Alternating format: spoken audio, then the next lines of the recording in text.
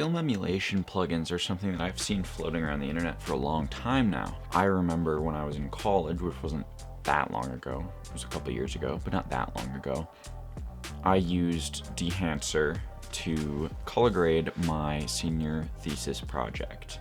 Now, I shot this project on an Ursa Mini 4.6K along with a bunch of vintage lenses I borrowed from a professor, and I was pretty happy with the result, especially considering I am not a colorist. I am a cinematographer first and foremost. I don't enjoy the color grading process. I never have enjoyed the color grading process, and I don't think I'm good at color grading.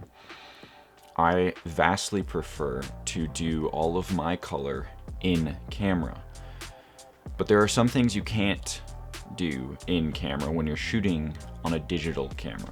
And one of those things is film grain and halation and some bloom. Now, you can get close to some of these results via filters that you put in front of the lens, or just via choosing vintage lenses that might get you close to these results, but you're never gonna get grain in camera. Now, some people might say, Max, what about digital noise? Digital noise is different than film grain. So, in come these film emulation plugins and also some native film emulation that are built into your editing softwares.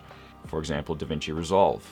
They have a film emulation tool in the software. So then where does this Dehancer come in? And that's what we're gonna kind of look at today.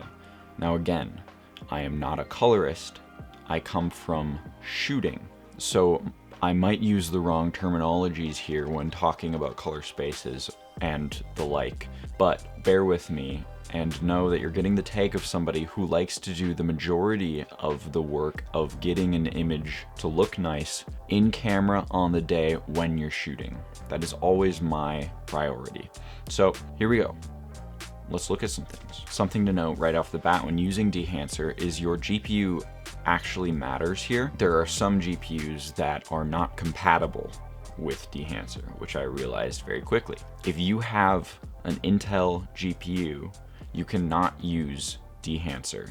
Now I'll show on the screen right now what their list of approved computers and graphics cards are, but know that you need to have the correct computer to run Dehancer. Now I got it to load into my DaVinci Resolve on this desktop, but as soon as I started trying to grade anything with it, the image would just essentially explode. It wouldn't work because it was not using the graphics card properly, because it thought that the graphics card was an AMD card. But no, you need an AMD or NVIDIA graphics card if you're gonna use Dehancer on a Windows device. On Mac, it works just fine. Now, I don't know how far back in the Mac lineup that you can go, but my M1 MacBook Air that I have sitting here, it works just fine. Now, I can't play back footage in full res or even half res. So obviously you have to think about your hardware when using this. But what about actually using it? How easy is it to achieve usable shots using this plugin? Because that's the only way this would be worth the price, is if it can do better than the film emulation that comes for free in DaVinci Resolve. That is when you have the studio version, obviously. And it is good, and it is very easy to use to a point. Now, when you put footage into the timeline and then you drag the Dehancer onto a node in your color grading tab in DaVinci, you then pick the color space that footage is in, which can be as easy as choosing a camera. But sometimes just choosing a camera doesn't work, as there are only a limited number of cameras that the plugin natively supports. So sometimes you need to change the color space of your footage to Rec 709 or something similar in another node, and then add a second node to put the Dehancer plugin on. All right, so here's how you're gonna do that. On one of your nodes, you're gonna drop the color space transform effect, the input color space, and the input gamma, and then you're gonna select your output color space and output gamma. See, for me, I'm doing Rec 709. You could do pretty much anything here that Dehancer is gonna support. And then I'm going to add a second corrector node, and I'm going to link those in. And onto that node, I'm going to drag and drop the Dehancer effect, which is all the way at the bottom of my effects library. And by default, that's going to be set to Rec 709 color space. So if you're working in a different color space, go ahead and change that there. And then from here, you kind of can do whatever you want. See, I'm choosing a film stock. I think the Kodak Vision 3 250D looks good in this instance.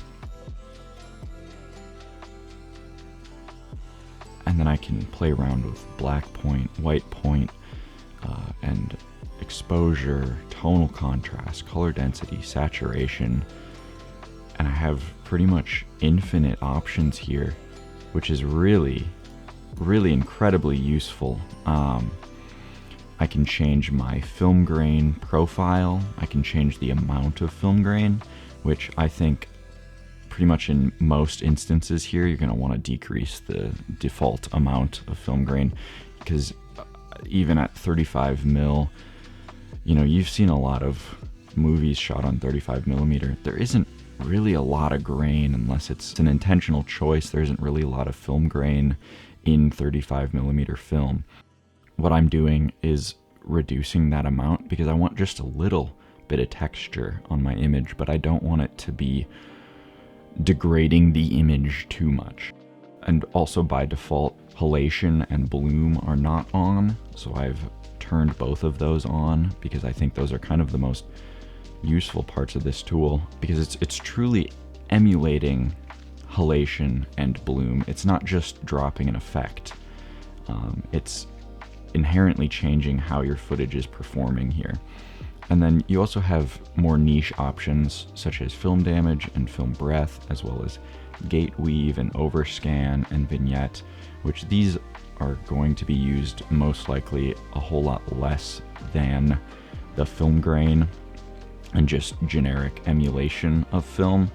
But I think they're really interesting effects here because they look very correct and very accurate. And then you also have the option to export a LUT, which I think is extremely useful, because if you're using this as your start to finish color process, which I don't know if I would recommend, but me being not a colorist, me being a cinematographer, if I am shooting a short film where I know we're not going to have time in post-production to hire time or money to hire a colorist, if I know I can get the image that I want out of Dehancer, what I can do is export a LUT based on this profile and based on my input color space. And then what I can do is I can take that image to set and use it on the day to monitor.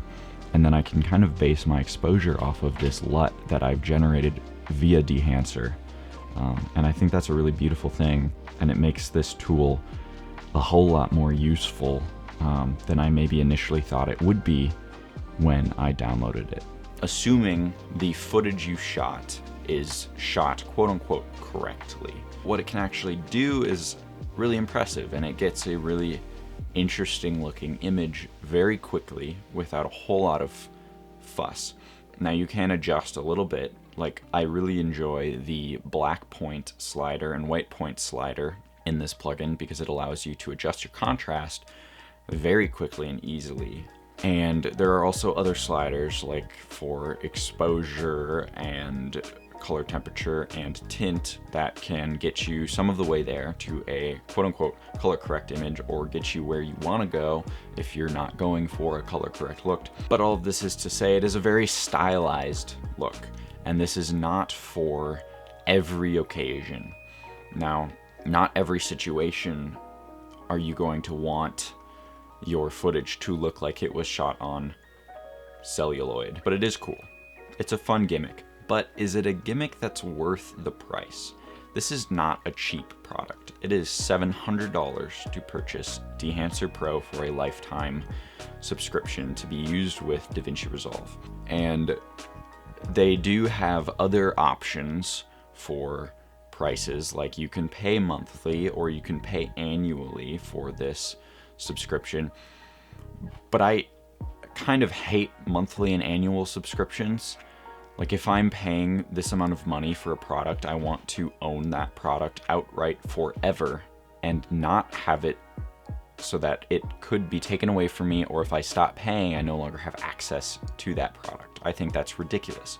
So assuming you're paying $700 for a lifetime subscription, that is a steep price for this sort of, it's not a gimmick. It is not a gimmick of a product because it does work well. If you are someone who colors images for a living and are often tasked with replicating a film look with digital footage, then this product is absolutely for you. It has infinite customizability. You can dial in your halation, your bloom, your grain. You can do gate weave emulations, which is really cool. But when does that come up?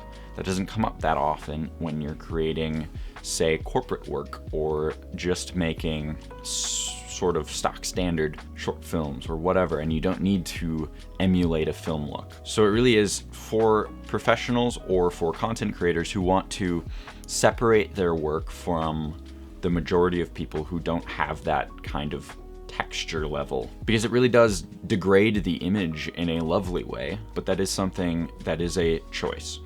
And again, I believe in intentionality.